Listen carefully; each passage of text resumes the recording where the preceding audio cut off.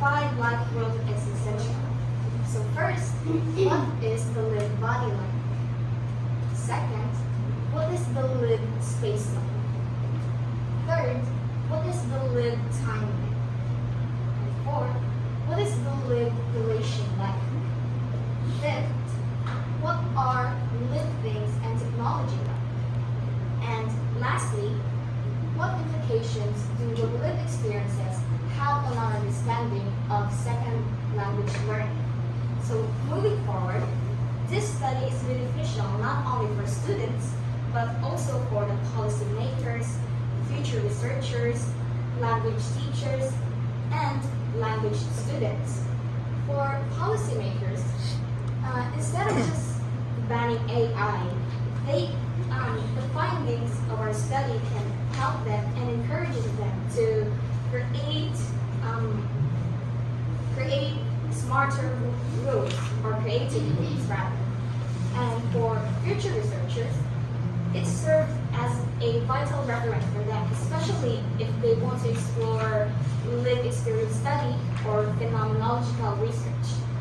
For language teachers, when the teachers know the reason how students utilize LLMs, they can change their way of teaching.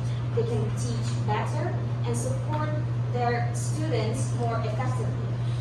And lastly, for language students, it serves as a tool for self-reflection.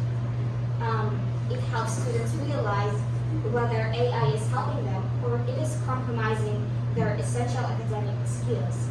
And for the next presenter, I'll give it to Ms. Ramos. Thank you for that, Ms. Bahal. Now let's dive into the methodology of our proposed study. So for our research design, of course, we will employ a qualitative phenomenological research, specifically using Max Beckmann's phenomenology of practice.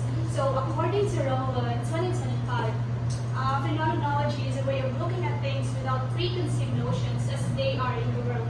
So rather than measuring behaviors or identifying causal relationships, we seek to understand how students experience, interpret, and make meaning of their dependency on LLMs for their academic learning. So it is appropriate to use Beckmann's approach because it integrates both hermeneutic interpretation and the descriptions of the lived experiences or the five life word existentials, which allows for a deeper and more holistic understanding of the phenomenon. So for our source of data, of course, the source of data would be the participants' personal experiences. Using purposive sampling, we will be selecting senior high school and college students who are currently enrolled and have been dependent on LLMs for at least one semester or at least 5 months.